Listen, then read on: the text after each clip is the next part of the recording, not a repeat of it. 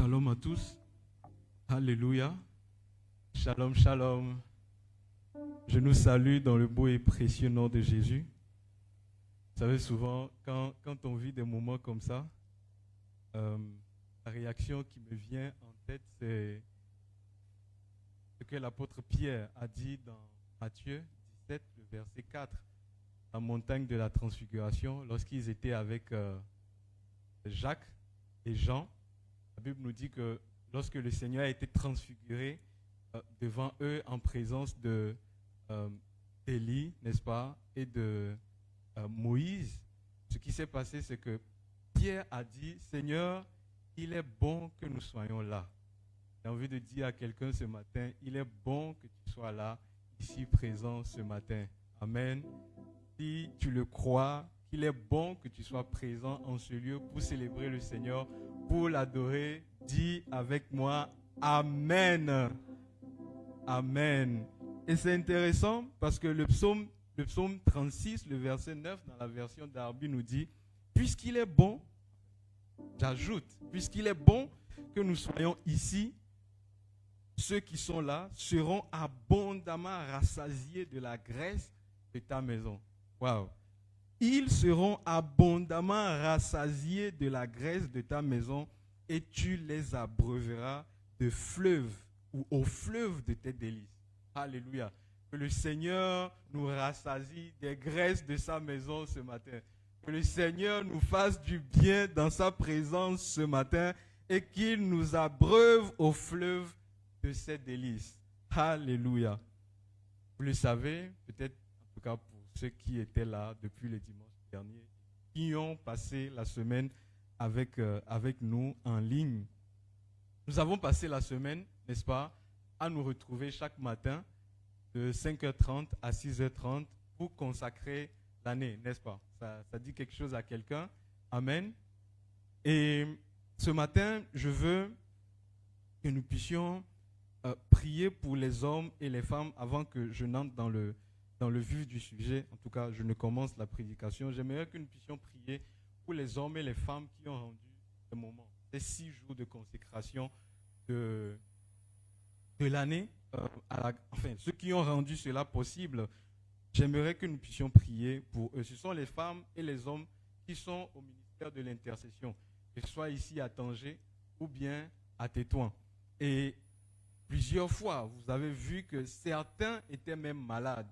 Mais malgré leur maladie, ils ont tenu, ils ont résisté pour rendre ces moments possibles pour nous.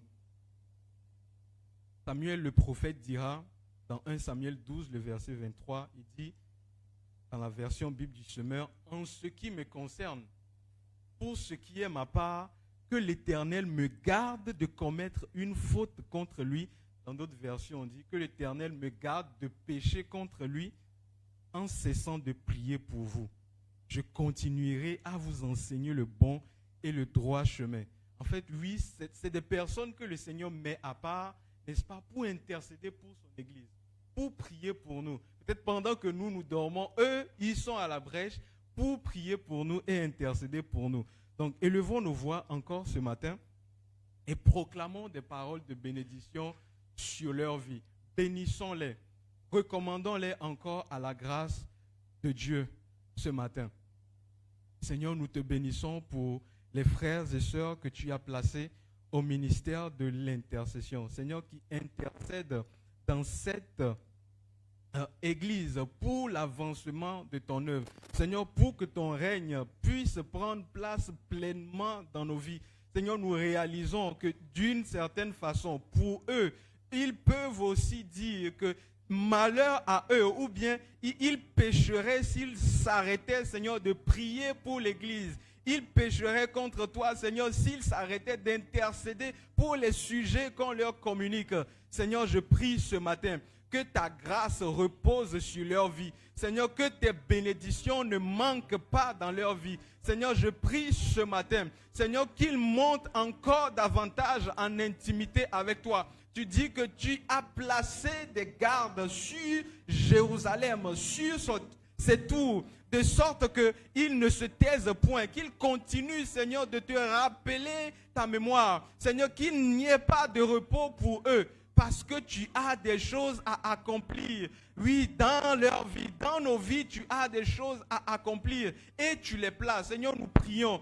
Oh, qu'ils montent en révélation, qu'ils montent en connaissance, qu'ils montent, Seigneur, dans les dimensions où tu veux les envoyer. Seigneur, que tu ouvres leurs yeux davantage, leurs oreilles spirituelles. Seigneur, qu'ils soient informés des choses que tu veux faire dans nos vies, dans cette église, au nom de Jésus.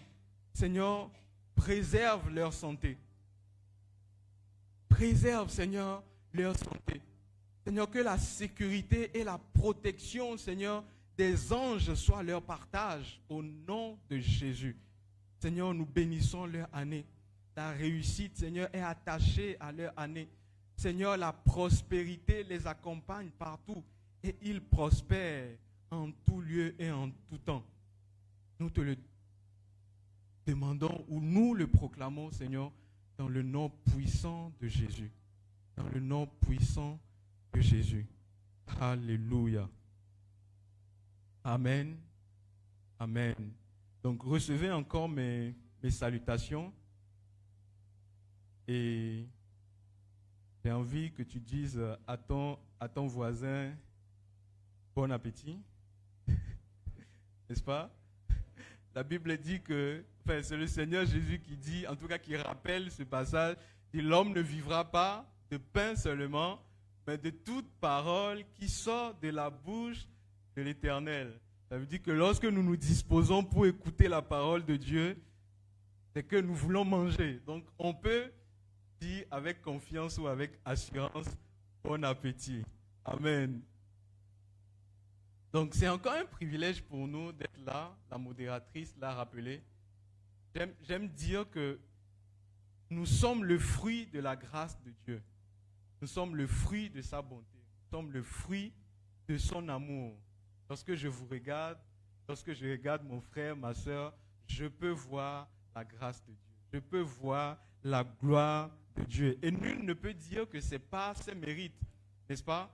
Je ne peux pas dire que c'est parce que je suis intelligent, c'est parce que j'ai la science de la vie, je sais comment diriger mes pas. Voilà pourquoi je suis en vie ce matin. Personne ne peut le dire. Ecclésiaste, le chapitre 8, le verset 8 nous dit dans la version français courant, dit « Aucun être humain n'a le pouvoir sur sa vie. Aucun être humain n'a le pouvoir de retenir sa vie et personne ne peut reculer le jour de sa mort. » Ça veut dire que si nous sommes là en vie, c'est parce que le Seigneur nous a renouvelé ses bontés. Donc à lui la gloire, n'est-ce pas? À lui la gloire, non pas à nous, mais à lui la gloire, parce qu'il n'a pas fait économie de ses bontés envers nous. Voilà pourquoi, bien-aimés, il est dangereux, n'est-ce pas, de commencer l'année, de commencer un jour, une journée, de commencer un mois, de commencer une semaine, sans prier pour la journée, sans prier pour l'année, sans consacrer le temps que nous allons passer, n'est-ce pas, que ce soit dans la journée ou bien dans l'année.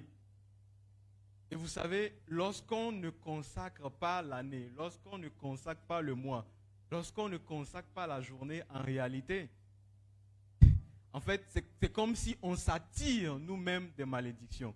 Je m'explique. La Bible dit que maudit soit quiconque prend la chair pour appui, n'est-ce pas? Ça veut dire que quelqu'un qui ne se recommande pas à la grâce du Seigneur, il est en train de dire, je n'ai pas besoin de toi. Je peux me débrouiller seul. Et la Bible dit, les gens qui ont cette attitude-là sont des gens qui attirent des malédictions sur eux. Je prie que nous ne soyons pas de leur nombre ce matin. Amen.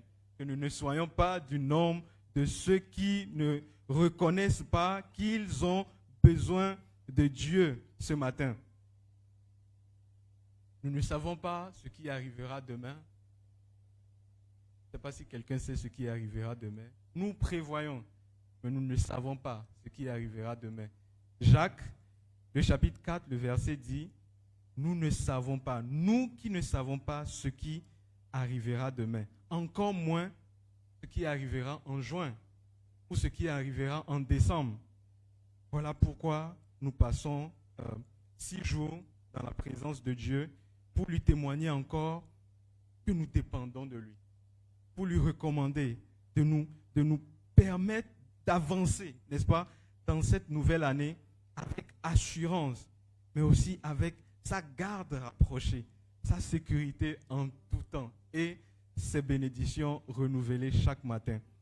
Ce matin, ma mission est double. J'ai 2 objectifs. Je veux, en tout cas dans ma prédication, dans le message que je vais apporter, nous encourager autour de 2 choses. La première, c'est que en début d'année, et c'est ce que j'aimerais que nous réalisons encore ce matin, parce que je crois que nous le savons déjà, c'est qu'il n'y a pas que les enfants de Dieu qui prennent des résolutions. Il n'y a pas que les enfants de Dieu qui prennent des résolutions pour la nouvelle année. L'ennemi aussi prend des résolutions. L'ennemi aussi prend des décisions pour ma vie, pour ta vie, pour chacune de nos vies ce matin. Et croyez-moi, je n'ai pas l'intention de nous faire peur. C'est une réalité. Nous le savons d'une certaine façon. Et la deuxième chose, c'est que Dieu ne veut pas que nous prions seulement pour consacrer l'année, mais il veut que nous nous consacrions nous-mêmes. Il veut que nous nous consacrons nous-mêmes, que nous soyons résolus à marcher devant lui en toute intégrité du 1er janvier jusqu'au 31 décembre. Et pour développer ces 2 idées ou ces 2 objectifs, nous allons nous appuyer sur un test, le Esther 3, voilà, Esther le chapitre 3, le livre d'Esther, le chapitre 3. Nous allons lire tout le chapitre. C'est assez long, ça fait au total 15 versets. Je demande toute votre attention, parce que même si nous ne commentons pas tout le chapitre, je suis convaincu que le Seigneur attirera votre attention sur un passage que je ne vais peut-être pas évoquer. Et le message de ce matin, je l'ai intitulé « Résolu aujourd'hui, résolu demain, résolu jusqu'à la fin ». Amen. Résolu aujourd'hui, résolu demain, résolu jusqu'à la fin. Esther 3, je lis dans la version Bible du Semeur.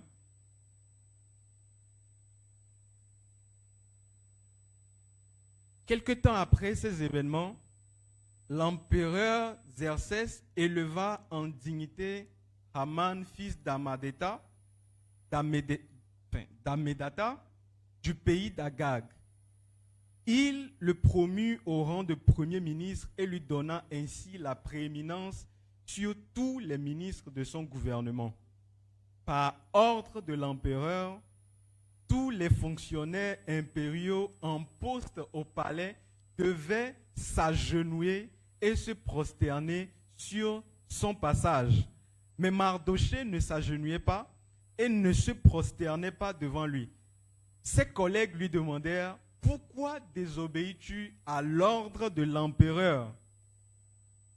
Tous les jours, il lui disait cela, mais Mardochée ne les écoutait pas.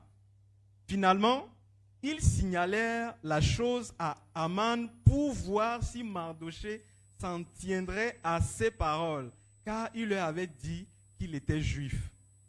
Quand Haman eut constaté que Mardochée ne s'agenouillait pas et ne se prosternait pas devant lui, il devint furieux.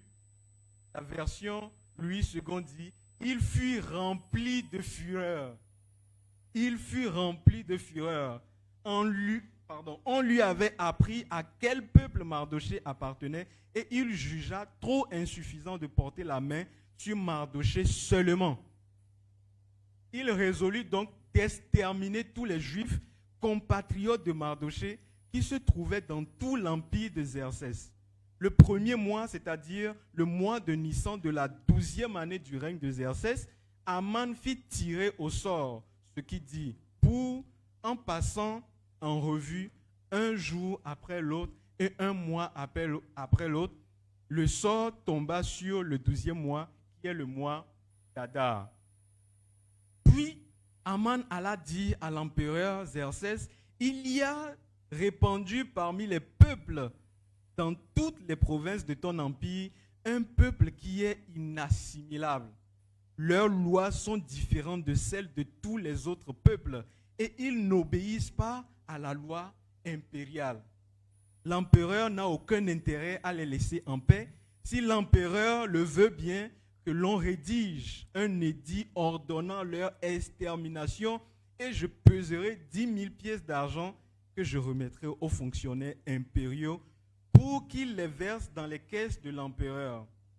Alors l'empereur ôta son anneau du doigt et le remit à Aman, fils d'Ammédatha, d'Agag, l'ennemi des Juifs. Le verset 11 dit, puis l'empereur dit à Aman, je te laisse l'argent, je te livre ce peuple, fais-en ce que tu voudras. Le 13e jour du premier mois, on convoqua les secrétaires impériaux et sur ordre de Aman, ils écrivirent aux satrapes de l'empereur, aux gouverneurs de chaque district et aux ministres de chaque peuple. Les documents furent rédigés selon le système d'écriture des différentes provinces et dans la langue de chaque peuple. Les messages furent écrits au nom de l'empereur Xerxès et scellés du sceau impérial. Les lettres furent portées par les coureurs dans toutes les provinces de l'empire pour ordonner de massacrer, de tuer et d'exterminer les Juifs, jeunes et vieux, enfants et femmes, en un seul jour, à savoir le 13e jour, 12e mois, qui est le mois d'Adar, et de piller leurs biens. Le test de l'édit devait être promulgué comme loi dans chaque province et porté à la connaissance de tous les peuples pour que chacun tienne prêt le jour fixé. Les coureurs partirent en hâte par ordre de l'empereur.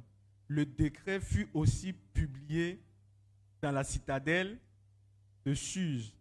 L'empereur et Aman s'installèrent pour boire, tandis que dans la ville de Suse régnait la consternation. Waouh! Bien-aimés, je ne doute pas que nous soyons familiers de ce passage. Nous le connaissons, n'est-ce pas? Amen.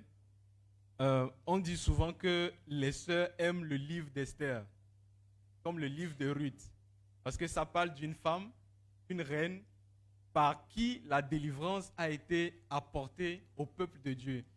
Et les femmes aiment s'encourager avec ce livre en mode « nous pouvons le faire, le Seigneur peut nous utiliser ».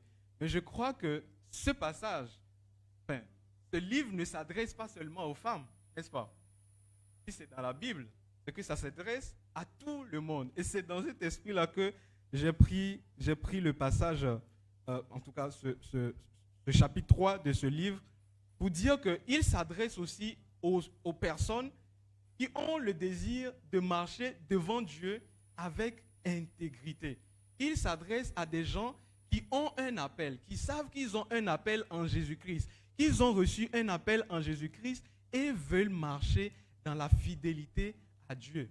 Il s'adresse à des gens qui ont une destinée et qui sont déterminés en quelque sorte à l'achever, quoi que cela leur coûtera. Et voici le chapitre 3, donc, le passage que nous avons lu, qui commence avec la présentation d'un homme. On nous dit qu'il s'appelle Aman, un des ministres qui tourne, ou bien qui siège dans le conseil de l'empereur. Et le roi ou l'empereur va l'élever au-dessus de tous les ministres de sa cour. Donc on voit en lui un homme politique. Mais la suite va nous révéler que, en fait, c'est un homme politique, manipulateur, méchant, diabolique, menteur, tout ce que vous voulez. OK? Et nous allons le voir. Le verset 2 Le verset 2 nous dit que c'est le roi qui l'a élevé. Ok? Le roi l'a élevé. Et lorsque l'empereur donne l'ordre ou l'élève, il accompagne ce décret d'une ordonnance. Et il dit que tous les fonctionnaires au poste, au palais, doivent se prosterner devant lui. Quand j'ai lu le passage et que j'ai médité dessus, je me suis dit déjà ici quelque chose ne va pas. Je m'explique. Comment est-ce que le roi élève un homme dans sa cour et puis les autres fonctionnaires, les gens avec qui il travaille pour les intérêts du roi, doivent se prosterner devant lui?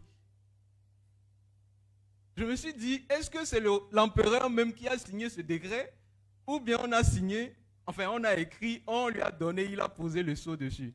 Ce qui est sûr, c'est qu'il devait, en tout cas ses collègues, c'est ça, parce que c'était ses collègues, devaient se prosterner devant lui. Waouh!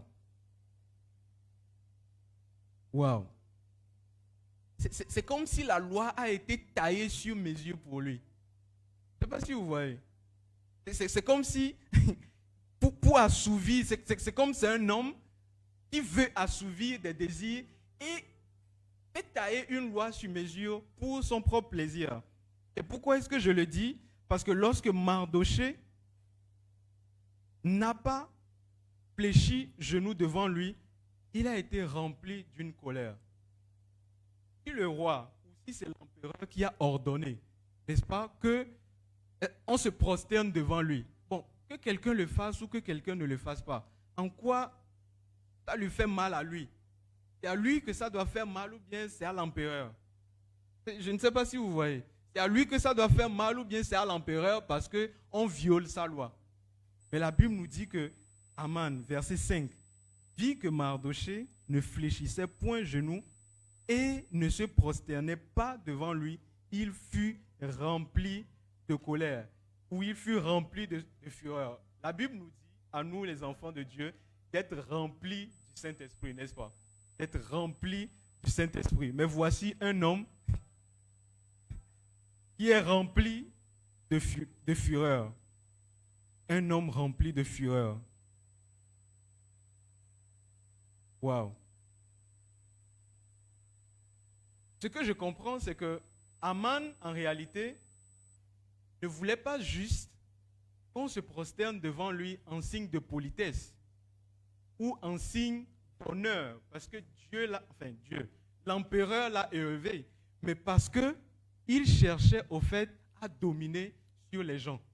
Parce que quand vous regardez ou vous essayez d'étudier la colère qui est née de lui, ou qui est née en lui, la fureur qui est née en lui, en fait vous vous dites, mais en réalité cet homme ne voulait pas juste qu'on l'honore parce que Dieu l'a élevé, mais il veut dominer sur les gens. Et j'aime extrapoler parfois. Est-ce qu'il n'avait pas pour ambition de prendre même la place de l'empereur? Entre parenthèses, ok? Mais c'est clair, d'une certaine manière, que c'est un orgueilleux. C'est un orgueilleux. Quelqu'un qui a soif de pouvoir et de domination sur ses collègues. De montrer aux autres, en quelque sorte, qu'il est puissant.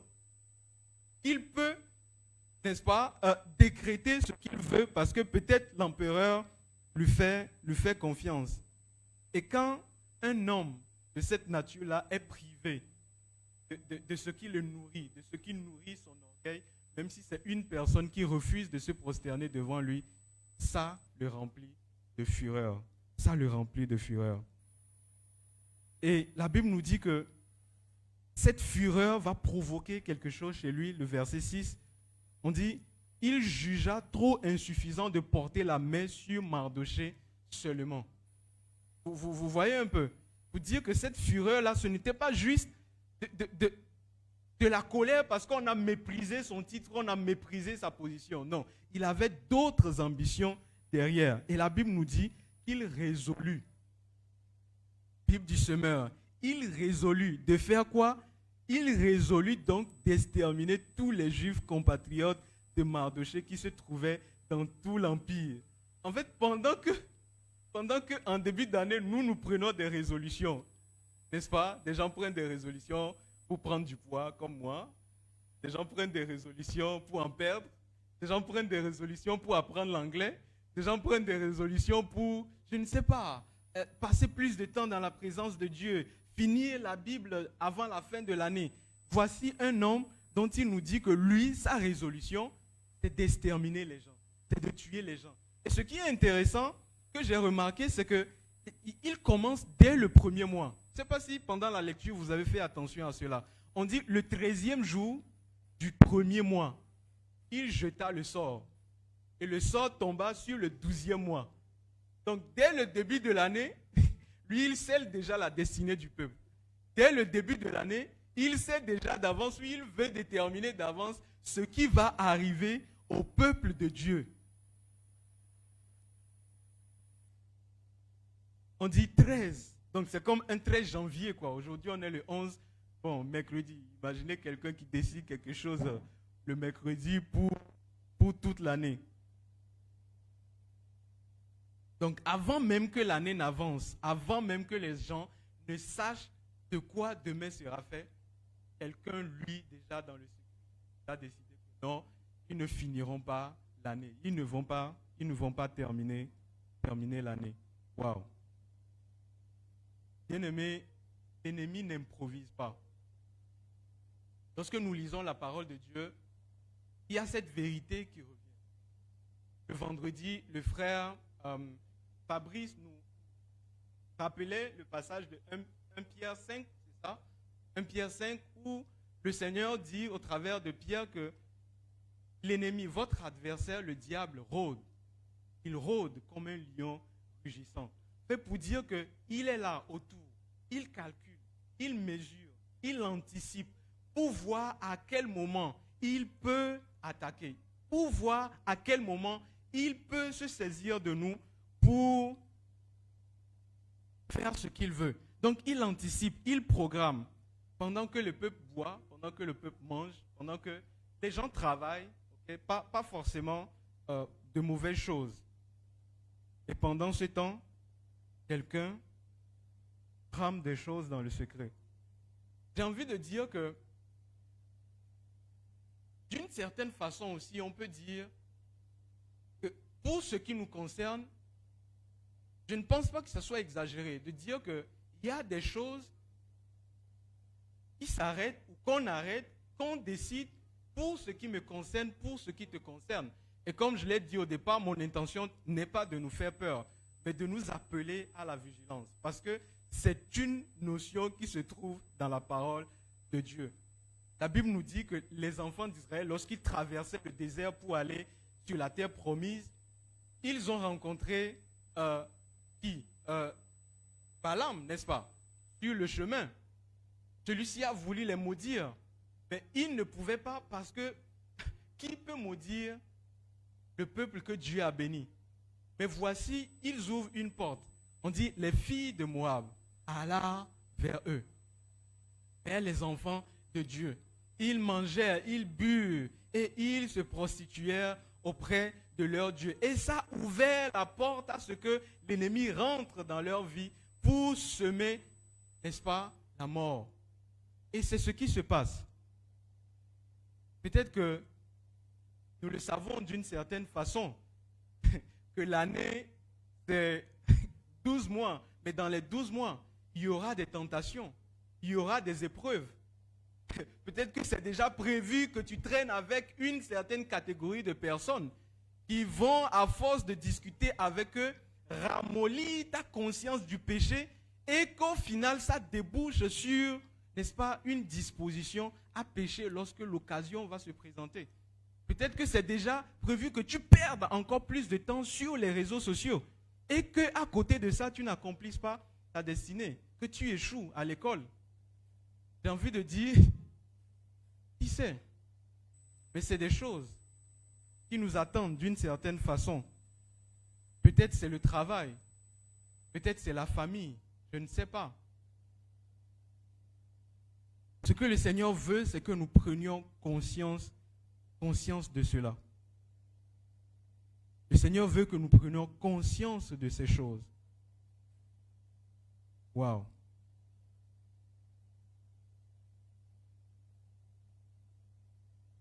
Et c'est pour ces raisons-là que nous prenons le temps, en début d'année, de prier, de consacrer l'année, de nous recommander à la grâce du Seigneur, de nous placer devant lui, de dire, Seigneur, cette année, c'est toi et moi.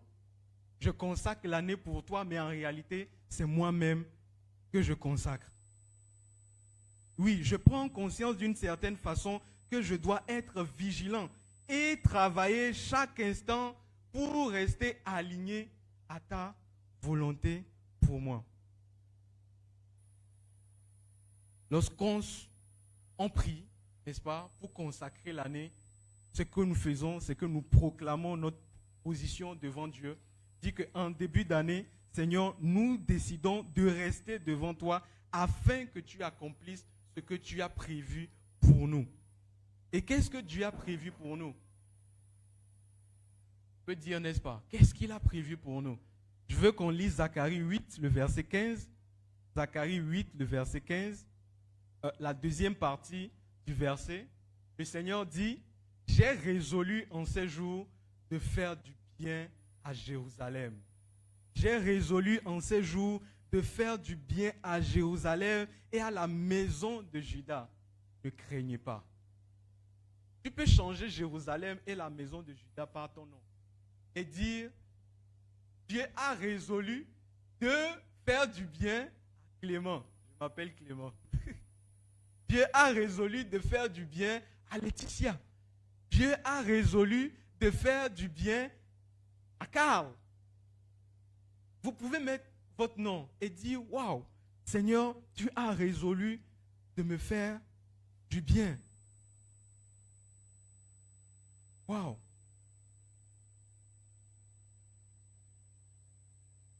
Et j'aime encore plus ce que nous montre la suite du passage d'Esther 3. C'est que pendant que Aman planifiait, pendant que l'ennemi planifiait, il n'a pas pris en compte Esther. Pendant que lui, il prenait ses résolutions, il n'a pas pris en compte Mardochée. Pendant qu'il organisait ses stratégies, il ne savait pas que le peuple avait un Dieu. Il ne savait pas que ses choix, ses décisions, en réalité, s'attaquent au dessein éternel de Dieu. Et pourquoi est-ce que je dis au dessein éternel? Lorsqu'il demande un décret pour exterminer le peuple, en réalité, c'est qu'il veut décimer tous les Juifs qui existent dans l'Empire, en tout cas qui existaient à cette époque-là. Ça veut dire quoi? Ça veut dire que la promesse que Dieu a eu à faire à la femme dans le jardin, pour dire que ta descendance écrasera la tête du serpent, serait anéantie. Je ne sais pas si vous voyez. Parce que si les Juifs, par qui le salut devait venir, sont anéantis, c'est que d'une certaine façon, la promesse que Dieu a eu à faire ne s'accomplirait pas. Donc, il ne savait pas quel esprit l'animait. C'est pour ça que j'ai dit que c'est un homme diabolique. Tout à l'heure, lorsque je le décrivais. Donc, s'attaquer au peuple de Dieu et vouloir qu'il soit exterminé, en fait, c'est dire que la promesse que Dieu a eu à faire à Abraham, quand toi, toutes les nations seraient bénies, en fait, par sa décision, il allait, n'est-ce pas, annuler cela. Et il ne savait pas qu'en s'attaquant au peuple de Dieu, il s'attaque à qui? À Dieu lui-même. Il s'attaque à Dieu lui-même. À Dieu lui-même. Waouh! À Dieu lui-même. Et j'irai même encore plus loin, au salut de l'humanité. Parce que si le salut vient par les Juifs, le salut nous vient par le Christ. Donc lorsque Aman décide d'exterminer le peuple de Dieu, c'est que par sa décision, il décide que le Messie ne vienne pas. Que toi et moi, nous ne soyons pas sauvés. Et Dieu ne l'a pas laissé faire, justement. La Bible nous dit que Esther était là, dans le palais du roi, que Mardochée était précédé. Il n'y a pas de journal. Nous apprenons des informations au journal, n'est-ce pas? Et il n'y a pas de journal qui informe Dieu des choses qui se passent sur la terre. Nous réagissons lorsque nous voyons des choses. Mais Dieu, il précède les choses. Il l'anticipe.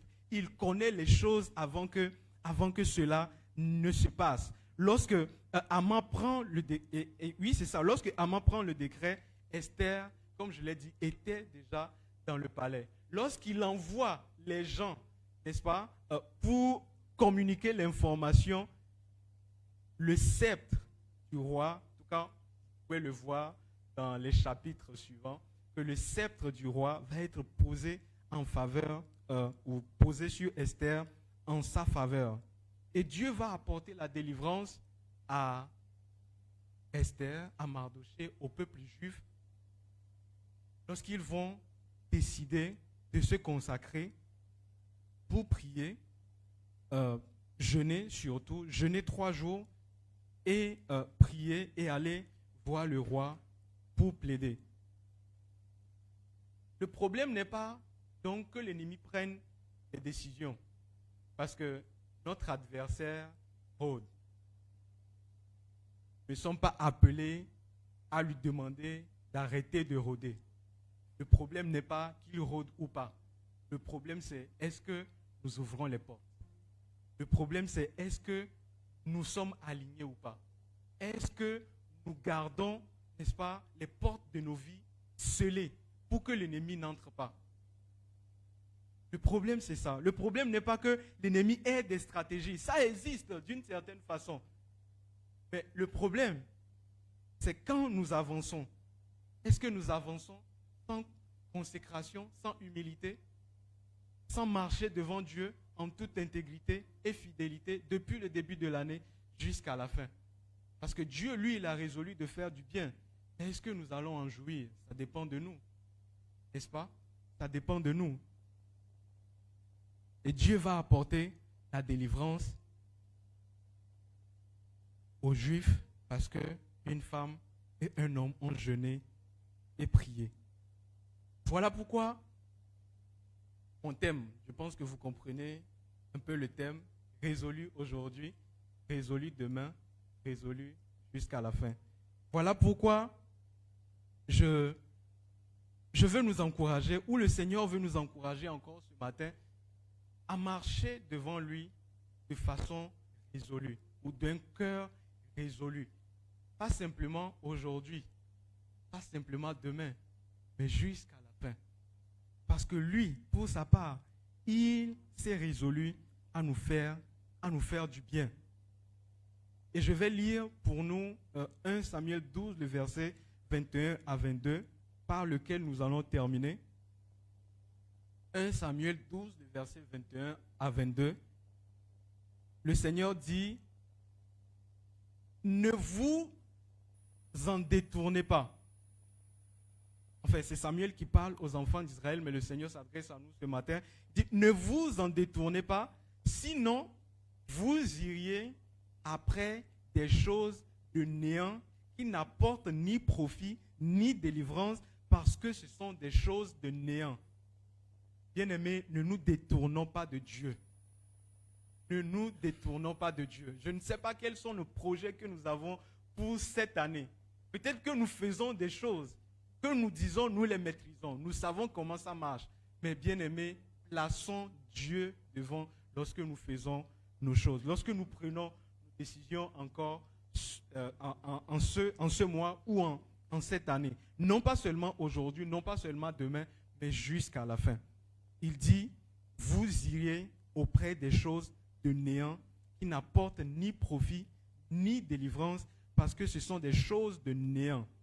L'Éternel n'abandonnera point son peuple à cause de son grand nom, car l'Éternel a résolu de faire de vous son peuple.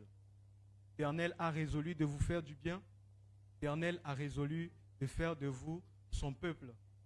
Est-ce que vous décidez à vous aligner sur cette vérité?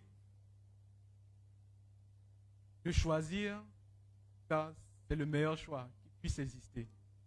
S'il a pu préserver le peuple, s'il les a délivrés de la main de Haman, c'est pour que toi et moi, nous soyons là aujourd'hui, assis sur les bancs, pour le louer, pour l'adorer, au travers du Christ notre Seigneur, qui est venu justement par le peuple et qui nous sauve. Nous allons donc prier. Nous allons prier et dire au Seigneur ce matin, de nous aider à marcher devant lui en toute intégrité et fidélité.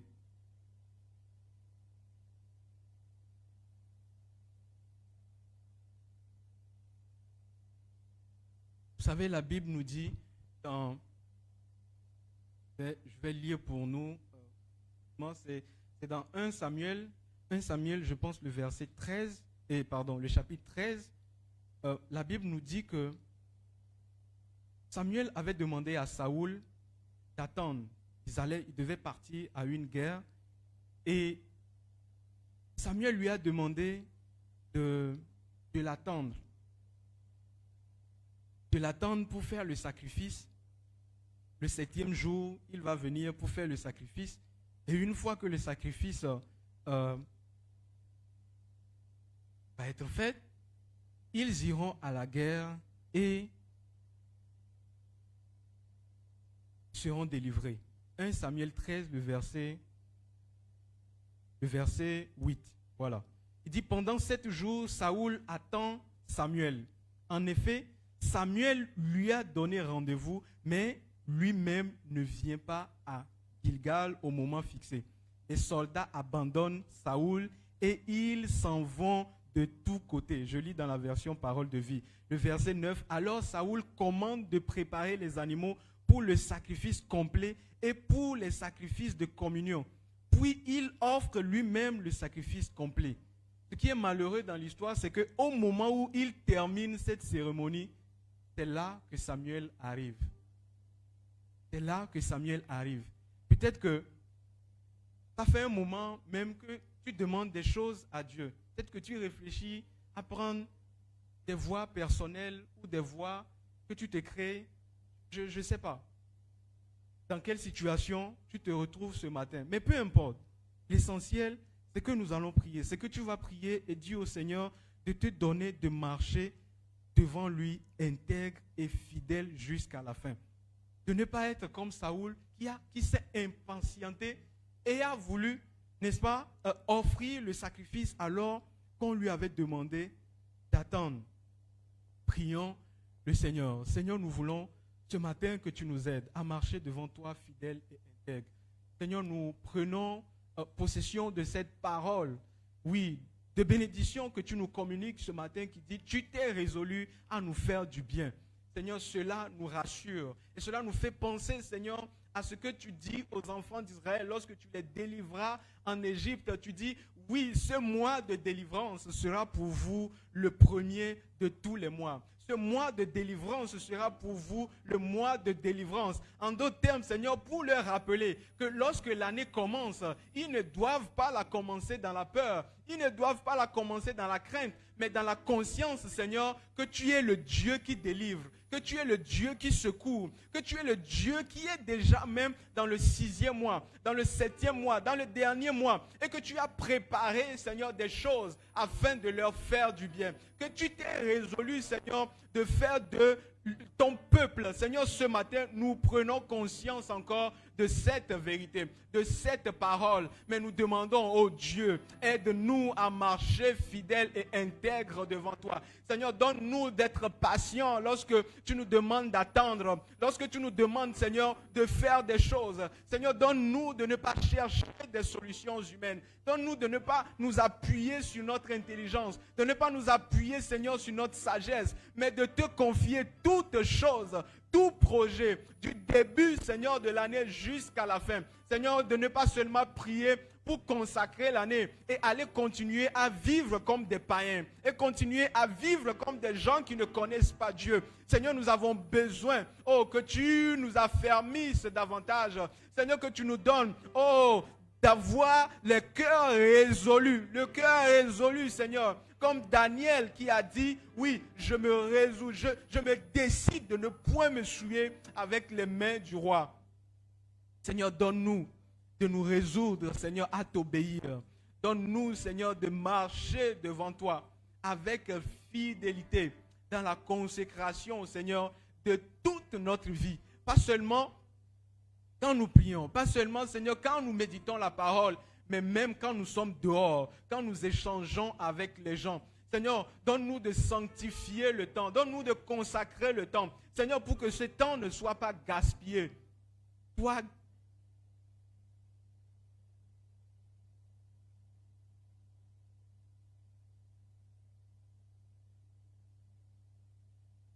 qui es maître des temps et des circonstances. Seigneur, nous te bénissons. Parce que assurément, aussi longtemps, Seigneur, que nous restons attachés à toi, en Jésus-Christ, nous vivrons des choses glorieuses. Nous vivons, Seigneur, des choses merveilleuses. Nous vivons, Seigneur, des exploits. Nous vivons, Seigneur, des choses puissantes sur la terre. Seigneur, nous bouleverserons les mondes. Parce que ce n'est pas nous qui le fera, mais Seigneur, ton esprit qui est en nous. Mais à cause de ton grand nom et à cause de tes promesses. Seigneur, nous pouvons avancer dans cette année avec assurance. Tu es devant nous pour nous faire du bien. Tu es devant nous pour nous amener jusqu'au bout. Que la gloire te soit rendue par nos vies maintenant et à jamais. Et que ta grâce soit sur nous comme nous espérons en ton nom. C'est dans le nom de Jésus que nous avons prié et nous disons Amen.